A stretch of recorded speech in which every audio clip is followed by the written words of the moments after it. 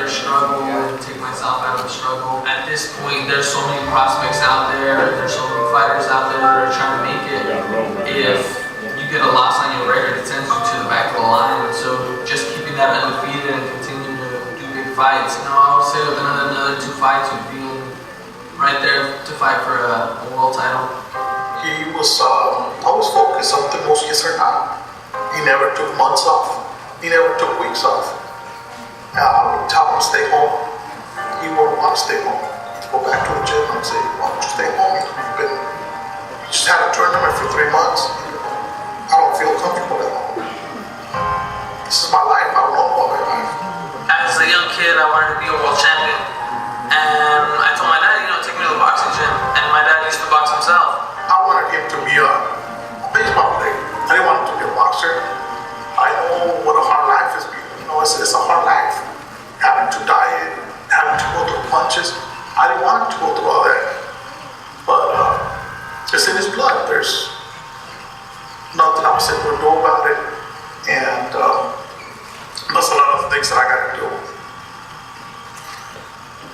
My mom woke me up and she's like, you need to drive your dad to the hospital. And he's like, no, I can drive myself, it's okay.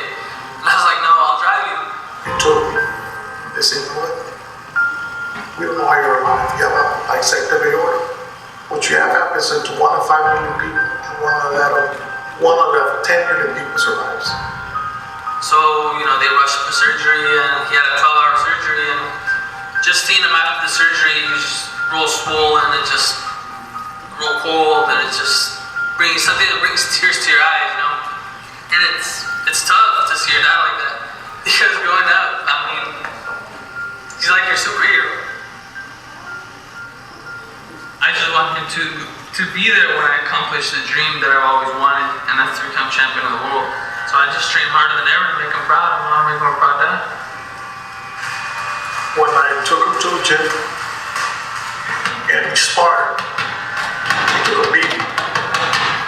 I kind of wanted him to take a beating so he'd want to play baseball, and he would want to box no more. But that was not the case. He said, you know what? I'm going to stay here till I meet the guy who's been giving me these beatings. I'm not going to stop. He used to pull up blood every day. And a lot of people would be like, man, your kid's only 7, 8, and he's pulling blood. What do you have with this brutal sport? And I said, I told him he has himself here. He don't want to stop. Most kids did. And he just went on till he just about kicked everybody out of the gym. He became better than everybody else. He was meant to be a fighter. Success you can only earn by working hard. And that's what I'm doing. I'm working hard every day, every single day. For the past almost 15 years now, I've been working hard, non-stop. Because I want to become a successful fighter, someone who could become a champion of the world. I want to leave my mark on the face of boxing as one of the best fighters to ever do it.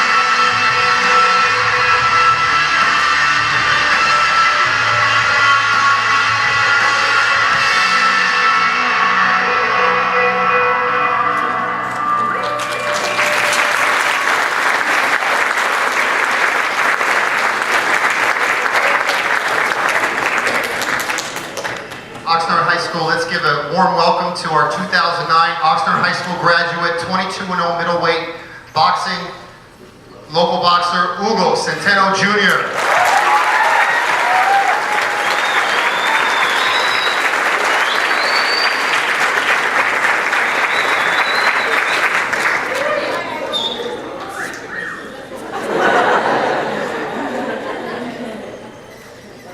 One of the ways that we get Hugo to come to Oxnard High School is that he never wants it to be about him. He wants it to be about kids. And on that note, we have a list of students that are here today that your teachers would like to recognize for your team boss-like efforts, whether it's with citizenship or academics improvement.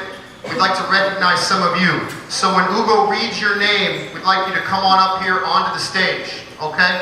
So listen for your name, and if you hear your name, you gotta come up here. There's no backing down. Step up here, just like Hugo does in the ring.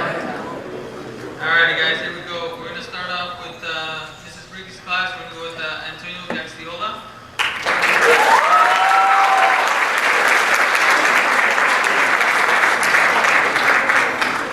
Mr. Briggy's class, Nathan Milton.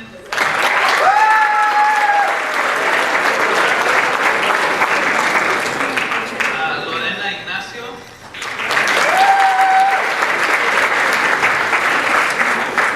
Jennifer Medina.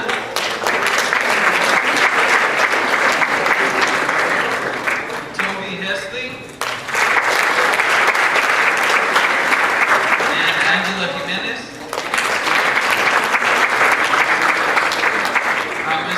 Campos' class, Paola Gonzalez.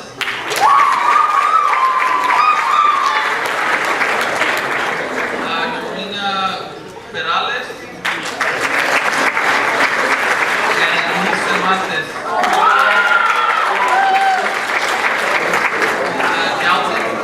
Gatlin's class, Blanco Martinez. Anthony Soriano. Centeno.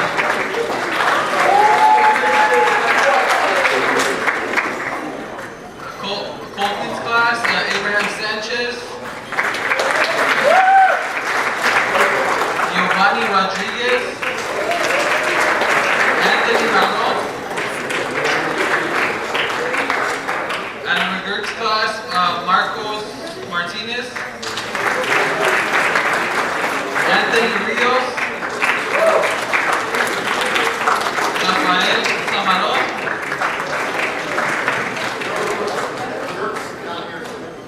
Okay. Michelle Reyes. Riley Horstick. Raul Cortez.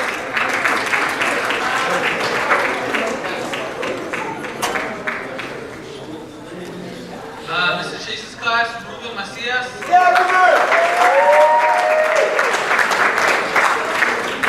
Christopher Marin. Mrs. Sanchez class, Kevin Sanchez. Justin Time.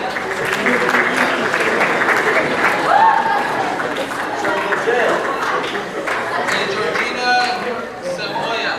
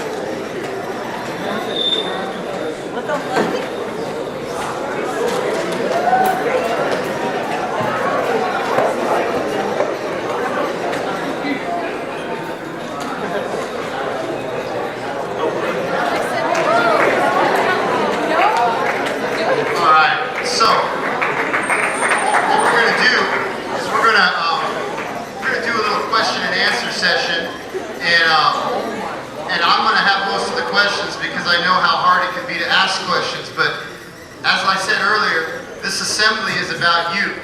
It really is. And we're lucky to have Hugo here because Hugo is all about giving back. And is there a loud buzzing noise that we can prevent back there?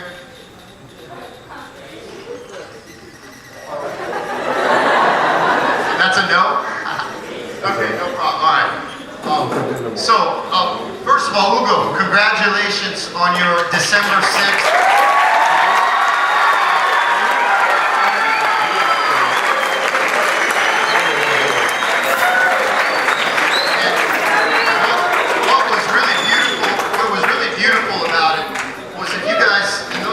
We're going to be doing stuff today in my classroom, but if I had the full internet setup, which we're going to do here in the pack at some point, but Hugo's opponent that night was a guy named James De La Rosa, and De La Rosa is a very tough fighter. In fact, teachers on this campus told me that De La Rosa would handle Hugo because, I know, because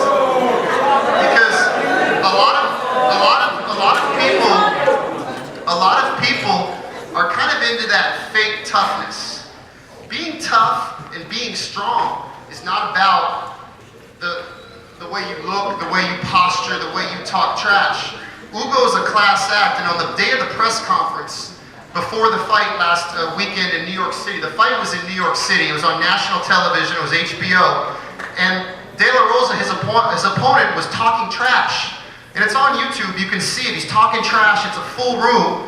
And Hugo just gets up there, and he's like, I'm not someone who talks trash. I'll let my fist do the talking.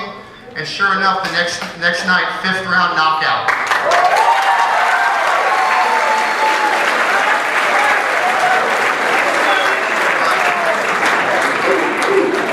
Hugo, can I ask you, coming from Oxnard, where we know there's a lot of people who, just like anywhere, a lot of people are into talk. I want to ask you, Hugo, is it ever tempting to get into that area of talking that way? Most definitely. There's going to be a lot of people that get in your face and, they'll say stuff, especially now that in this day and age, you have social media and you have a lot of people that get brave behind a keyboard and they'll try to put you down. But, I've learned how to become, how you were talking about that fake toughness. I've learned how to become tough my own way, and that's through my mind. All that toughness is, all you need is right here. You don't need to get in someone's face and, talk crap or put people down. It's all in your head. And if you can stay strong and focused with your mind, that's all you need.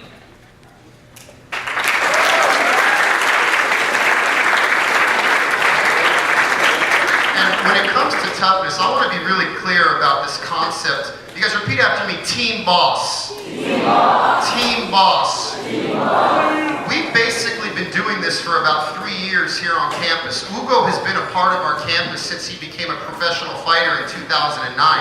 Your first professional fight was actually before you graduated, correct?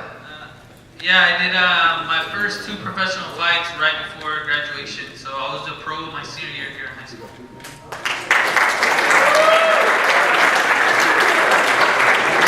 This concept of team boss, and we've got some posters around, and this is a concept that really I've been really thinking about, and it's in the planning stages, and I don't want to make promises that I don't follow through on. And but basically our idea is to come up with a way to really promote this idea of good citizenship, good grades, and being involved in your community, and also that your body is your temple. Hugo, you said that to me a couple years ago, and that really hit me, as you said your body is your temple. Could you talk more about that in terms of the way you take care of yourself physically, not just the training, but the choices you make in your individual lifestyle? What I meant by that was, to this day I can say that I've never been drunk or high.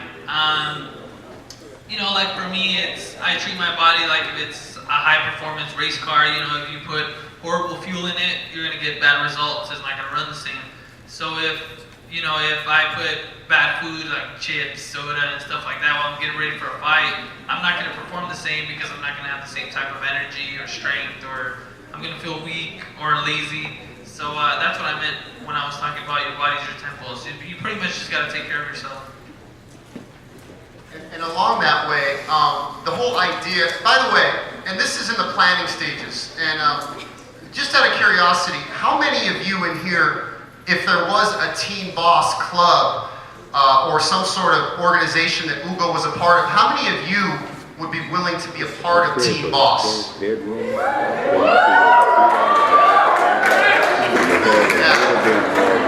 I've kind of, and that's going to be on us to work with that. And we're gonna keep developing that idea. Hugo, as a professional boxer, one of the things that I want to be clear too is we are not necessarily promoting boxing. Boxing is an extraordinarily dangerous profession. I want to bring up something that a lot of you may not be aware of. A year ago this week, Hugo fought at Fantasy Springs Casino in Palm Springs. He fought against a professional fighter named Angel Osuna. Angel Osuna carried into the ring that night a very good professional record. Hugo and him engaged in a battle. It was a battle, and you can see it on YouTube. And at the end of that fight, Hugo knocked him out in the 10th round. Osuna actually went into a coma. And I remember bringing that up with Hugo because, like I said, in a town full of what we call that kind of fake toughness, when Hugo brought that up, it wasn't something that he was proud of. However, he understood that that's a part of the sport. Hugo, are you in contact with Angel Osuna? Have you heard how he's doing? And could you speak to that?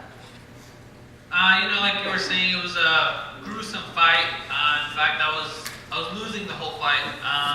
Going into that 10th round, I was down 7 rounds to 2 going into the 10th round, and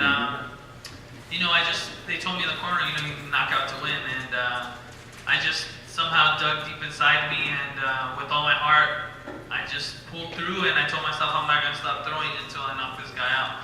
And you always tell yourself, well, I want to knock this guy out, but you don't mean it to end someone's career. And now, unfortunately, Angel Osuna went into a coma for 3 months, and he was paralyzed from his left side for 4 months until he went back to physical therapy. And now he's able to walk again and talk a little bit. He had a lot of memory loss. He had 2 brain surgeries, I believe, and that's his boxing career. And it was a victory that I wasn't able to truly enjoy, even though it was an amazing comeback. It's just, you don't wish that upon someone, to ruin their whole life. That was his living. And so, I called every few days to the hospital to make sure he was okay, or what was going on, or what was the status update. So, it was just something I just knew I had to check in on, because I wasn't comfortable with it until he was okay. And so now he's doing a lot better. His wife's taking care of him, his family's taking care of him, and I check in from time to time to see how he's doing. We would ask that. And on a very serious note, those of you who believe in prayer, say a prayer for Angel Osuna. That's not, that's something that's very serious, and we value and we respect human life. And one of the things about Hugo, he's one of the few boxers that I know who I can truly say he's a non-violent person, if that makes sense. But what people don't realize is just from that example of Angel Osuna, Hugo has a professional record of 22-0. Every time he walks into the ring, that person is there with their own team that's dedicated to taking Hugo down. And the amount of preparation, the amount of training, and another big part of your training is Dr. Robin Harkins. For the kids here at Oxnard High, a lot of you are familiar with Dr. Robin Harkins. He's a local chiropractor and nutritionist. And Dr. Harkins is with Hugo at all his fights. And could you speak to the effect, how many of my kids know Dr. Harkins, if you guys know Dr. Harkins? Okay. Could you speak to the effect of Dr. Harkins on your preparation and what he does for you? I started working with him, going on 3 years back now. And I walked into his office. He asked me, how do you feel? And I told him, I feel pretty good. He adjusted me and everything, and I felt better than I ever have. So since then, I've been working with him before my fights, and it's been a blessing. I can't tell you guys how much chiropractic or his practice works, because you really truly won't know until you do it yourself. And it's had a huge effect on me. He takes care of me right before all my fights. make sure everything digests, and I'm always well taken care of. You know, he's always on top of everything that I have to eat and all my vitamins. So he's someone to look into, especially for all you athletes. Hugo was a Yellow Jacket. In 2007, he ran cross country. He's in the back, and I was one of the coaches. I'm proud to say I coached him. Hugo was also a member of Yearbook. He was a yearbook editor. Hugo was a 3.0 Oxnard High School student. Hugo, what did Oxnard High School mean to you? And when you look back on your high school days, what do you think of when you think of the Yellow Jackets and your experience being where these kids are right now?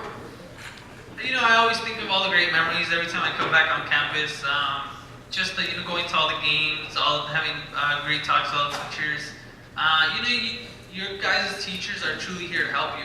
You guys spend almost as much time here as you do at home. You know, this is your guys' second home, and if I would have looked at it that way, you know, I would have trusted my teachers a lot more.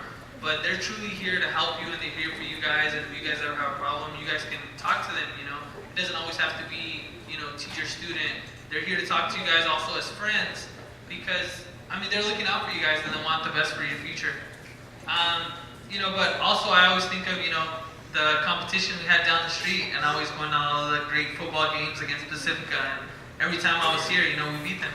So, Gonzalez at the time.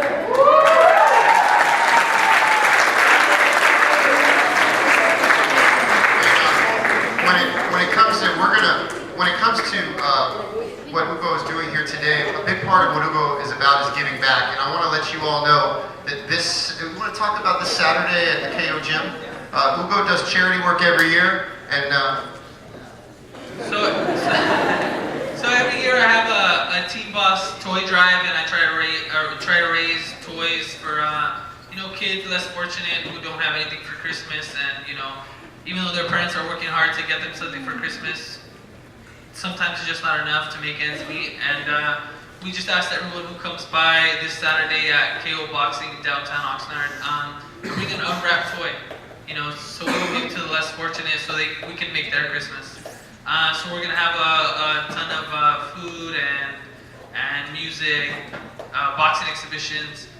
So it should be good. A few performances, so it should be very good. It should be a good turnout. And if you guys aren't busy, it's at KO Boxing from 10 to 12, or from 10 to 4. And I would love for all you guys to be there. I'll be there taking pictures and signing autographs as well.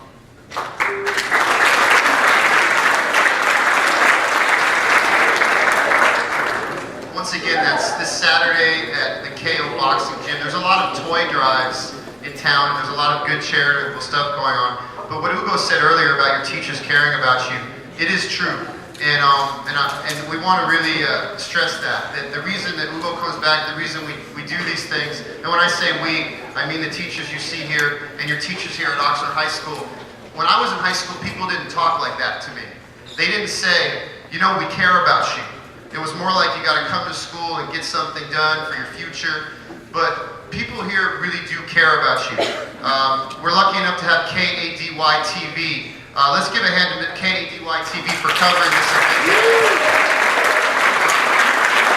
That's Mr. Bob Allen in the back. We have a lot of guests from the community. We're very, very grateful to have them. And what Hugo has here for us, Hugo Centeno, and in the future, Hugo is going to be a free agent in January. Oscar De La Hoya's brother and Golden Boy Promotions have managed Hugo in the past. Boxing is a very corrupt sport.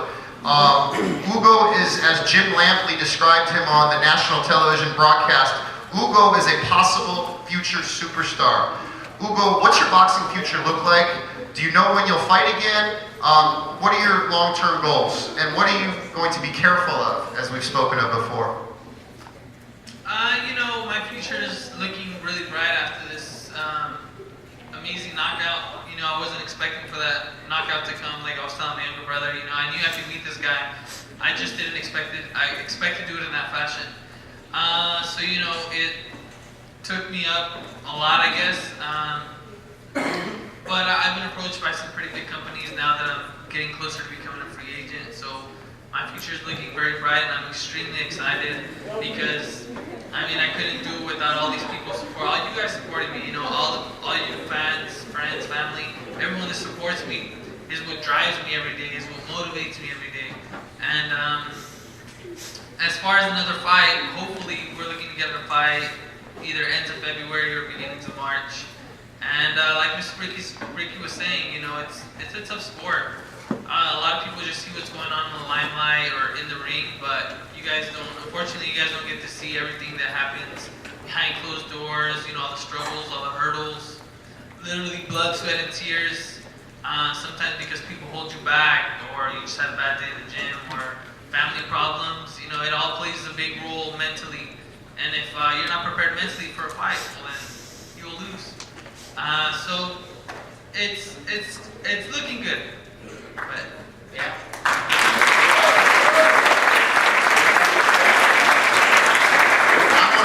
Just before we close up, and we're going to have Hugo brought a lot of posters to give out to you guys as Christmas presents. The students that were awarded here first today, we'll have them come up first, but we want to be really clear about something. Hugo Centeno, he's our guy, win or lose. You guys know what a front runner is?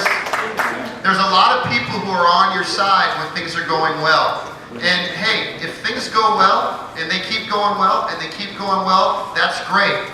We got Hugo's back. I know I did, you know, but boxing is a brutal sport. There's been a lot of local fighters from this area who have done very well in the sport, but it's brutal. And so when Hugo steps into the ring in late February or March or whenever that happens, you don't know what's going to happen. You know, Mr. Osuna knows that. Mr. De La Rosa from a week and a half ago knows that. But I want to just say that this is a relationship that Oxnard High School has with Hugo Centeno. Are you guys with me on that? Seriously. Serious. So, would anyone like to ask a question to Hugo? Nate Milton.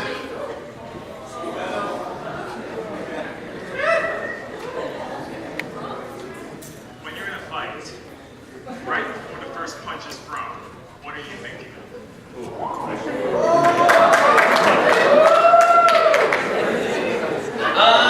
You know, it's always, I guess you're kind of antsy or anxious, especially for me. I know I always get anxious. A lot of people always ask me, do you get nervous? You know, it's got to be nerve-wracking having everyone in the world watching and then everyone in the audience and just being the center of attention in that limelight. And so I guess I'm always just anxious to see what he's bringing to the table. You know, like what type of power or what he's going to start off with. If he's going to start off smothering me. So, you know, it's just that feeling of being anxious is what's always on my mind. And after feeling that first punch, I guess, so you like it just, you're ready to let loose. Two more. Come on up here, sweetie. Yeah, come on up here. All right. Yeah.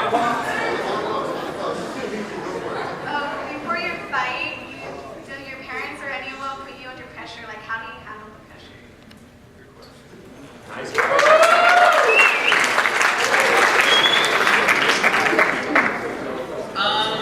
You know, I guess after doing it for such a long time, I guess now I'm going on 17 years of boxing. I don't let the pressure get to me. I try to stay focused on the task at hand, which is beating my opponent. You know, outboxing him, fighting smart, and I guess I just try to find, you know, the fun and the happiness in the sport. You know, a lot of fighters think it's a sport that needs to be taken extremely serious, but you need to have fun up there as well, because this is something that you love to do.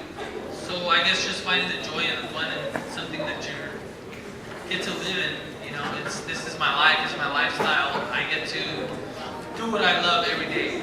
So I find the joy in what I do.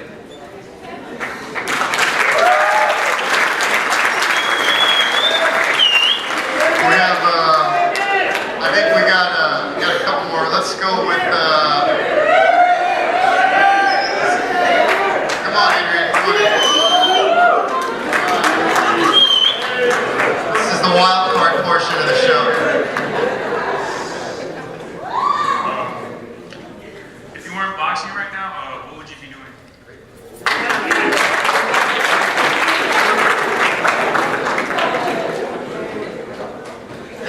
So the question question was, if I were boxing right now, what would I be doing? And that's a great question because it's a question that I'm often asked. You know, I've always been so focused and so dedicated to this sport because I love it so much that I don't have a backup plan. I've always been so determined. I've always been so determined and mentally focused. And failure has never been an option for me. So I told myself I won't stop until I accomplish my dreams. And now,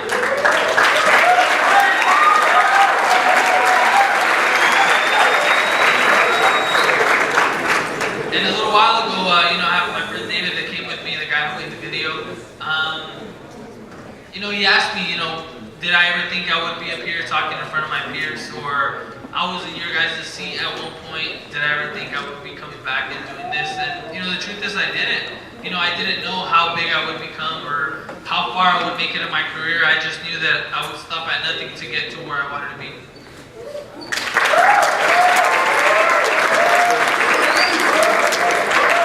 Okay, and we'll go one more question, and then we're going to bring people up and sign the autographs and all that. Let's go with, any young ladies want to ask a question? We already had, any young lady, any strong young ladies in the crowd? Want to come up here? Come on up here, sweetie. Come up. We like strong ladies. We like strong ladies. Why do you like boxers in your life? What is it, what she asked what was it that drew you to boxing in your life? I guess the competitiveness is what drew me to boxing. You know, I've always been very competitive since I was younger. And just watching the fights with my dad and, you know, playing around with him when I was a younger kid, it's just what drew me to boxing. You know, the competitiveness and the type of adrenaline that you get when you're in there facing someone is like no other. You can't compare it to a roller coaster or bungee jumping or anything like that because it's a specific type of adrenaline that you get when, you know, you just have 10-ounce boxing gloves with wraps that are pretty much a cast underneath that with no headgear, nothing to protect you but a mouthpiece. And the type of adrenaline that runs through your body is just insane. All right, folks. So what we're going to do is we're going to have a line, we're going to have a line that's going to form on this side of the stage. Hugo's going to be up here signing posters. The rest of us are going to be in here talking to your classmates, whatever you want to do. And then if you want to stay after to get an autograph picture from Hugo, well, just come and talk to me. And so whoever would like to line up, those of you who were rewarded earlier or recognized earlier, you can have the first dibs on the line. And the rest of us are staying where we are until the bell rings to end third period, okay? So once again, the kids who were honored can come up first. Let's get those kids up here. No one else should be getting up. No one else should be getting up. Okay. Yes. Ladies and gentlemen, once again, big thank you to Hugo Centeno Jr. Thank you.